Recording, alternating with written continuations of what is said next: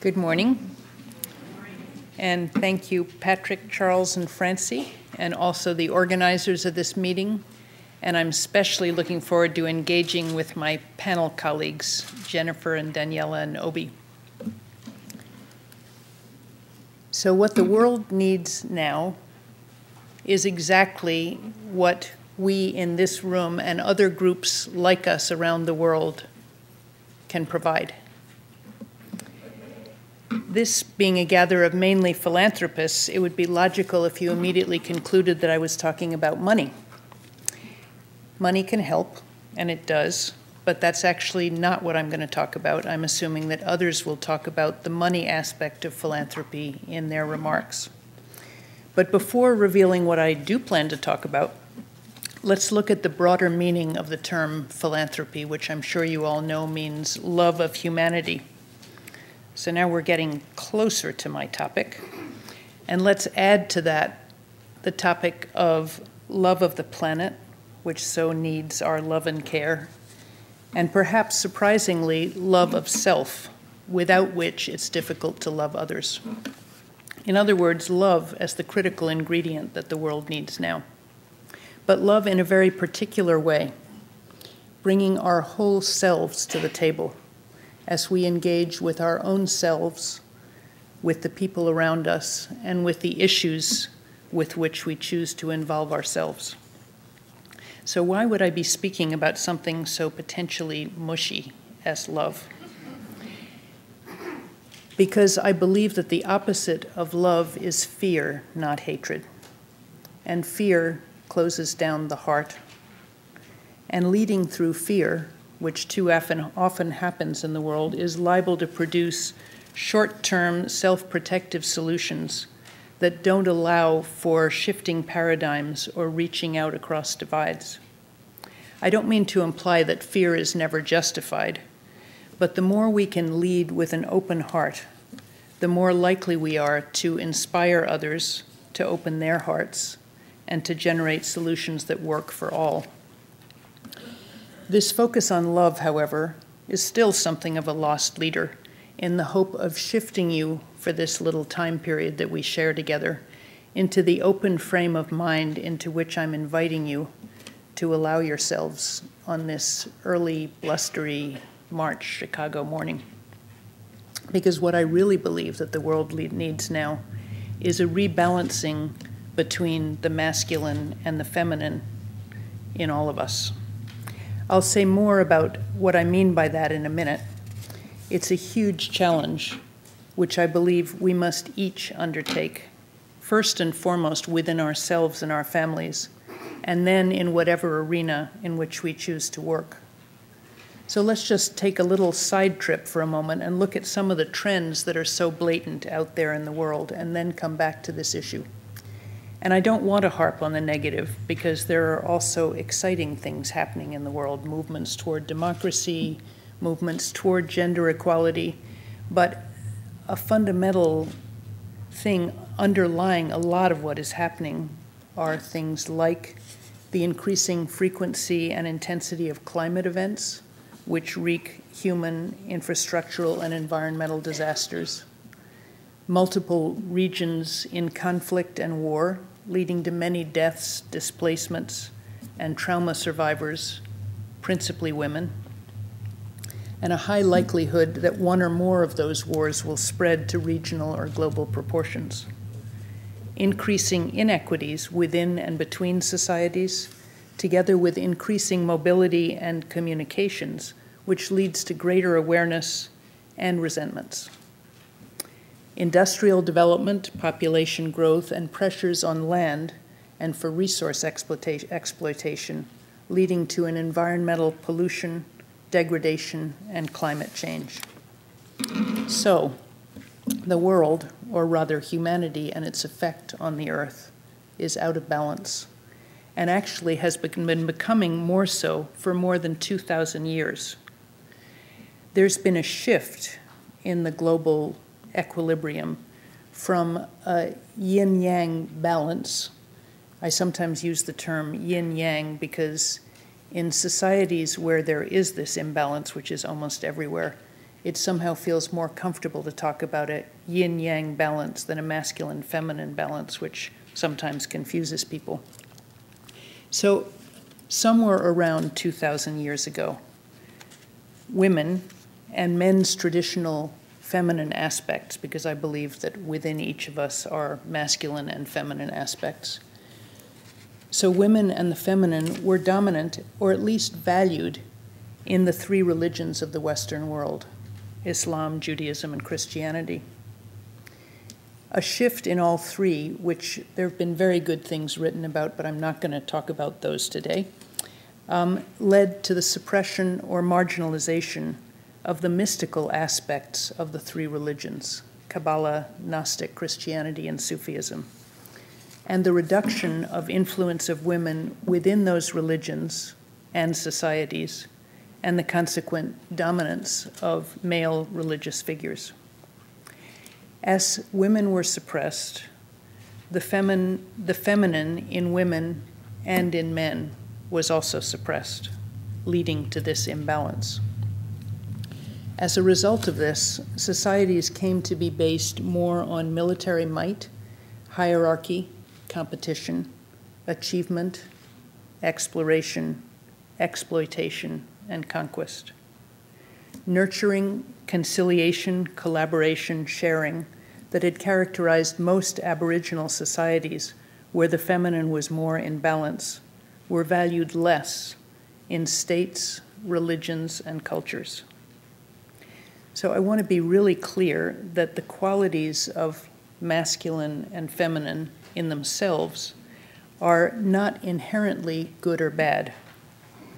Masculine attributes in men and women have led to great inventions and civilizations, and feminine qualities in both genders have ended wars, inspired and created great art, raised families, and preserved cultures. It is precisely the lack of balance between the two that has skewed humankind to the point that we are contributing to destroying life on the planet and each other. And we humans are, by and large, not aware of what is causing this. We tend to attribute it to other things, which are undoubtedly factors, but in my view, which come in a larger framework of this imbalance. We're moving too fast, doing too much to reflect on our impact and how we can alter it. We're also so worried about what we can do to alleviate the suffering this causes that we don't stop often enough to think how our way of being affects it. We may sometimes think, stop the planet, I want to get off. But do we slow down enough to take stock of how we, each of us, can shift our way of doing, relating, and being?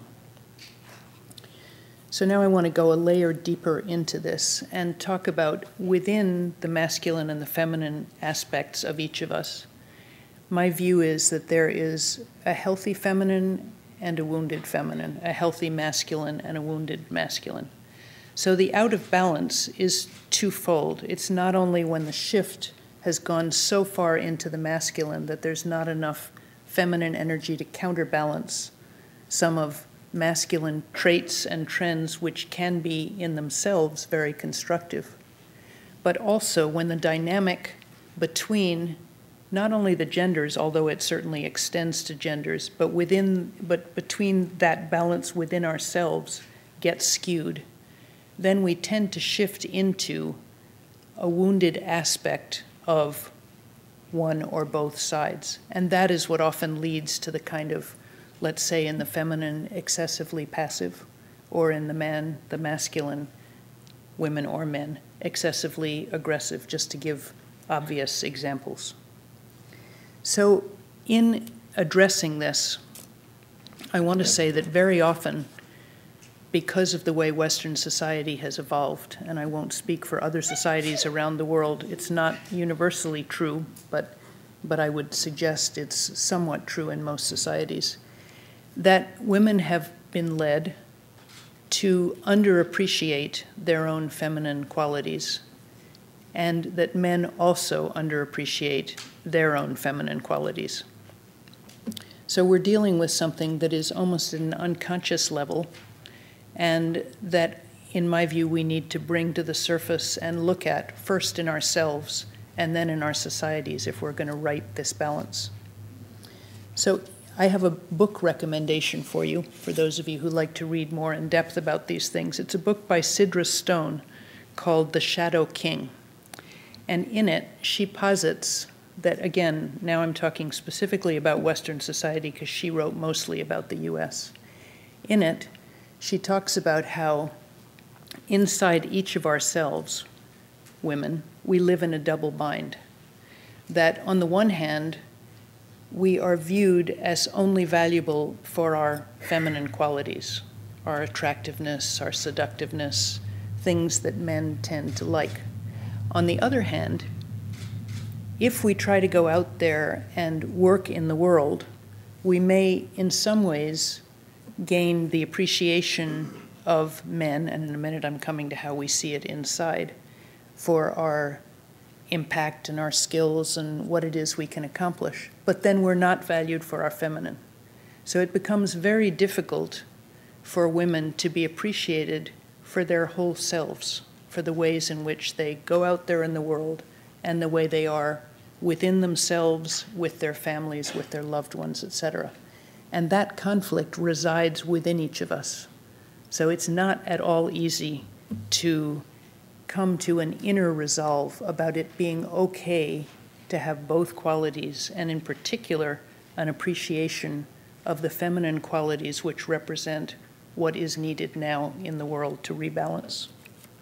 So it's going to take a significant personal, first, reevaluation of these qualities in ourselves through the sorts of opportunities for deep reflection which, as a result of my concluding this some time ago, the organization that I founded, Synergos, has started to make available through wilderness retreats, opportunities for meditation, yoga, those kinds of activities that allow us to slow down, to go inside, and to really try to come to a sense of what our deepest purpose in being here is, beyond what people expect of us.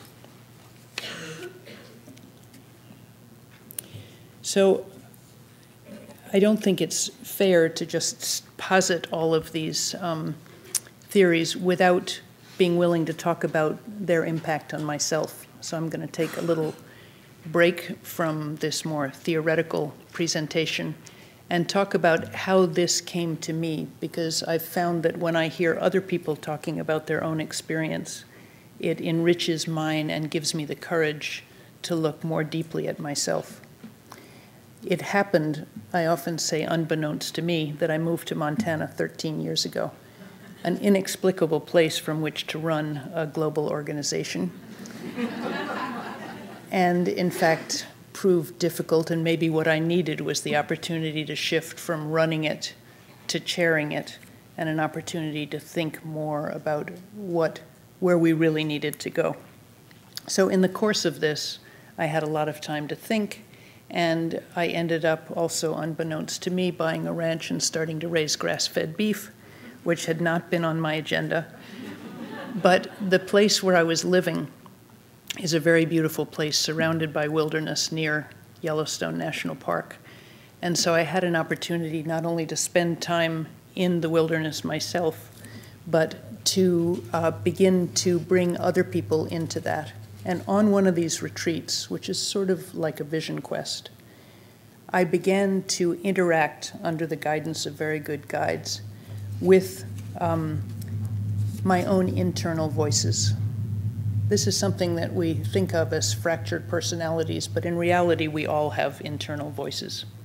And this included the voice of the child, who basically wanted to play and stay home and be taken care of. The voice of the masculine, who had had plenty of opportunity to interact in the world because I was leading, by and large, with some of my masculine qualities, and wrote a chapter for a book which may get finished one of these days called Playing in the Boys' Game. And the voice of the feminine, which really was longing for this kind of deeper reflection and understanding of why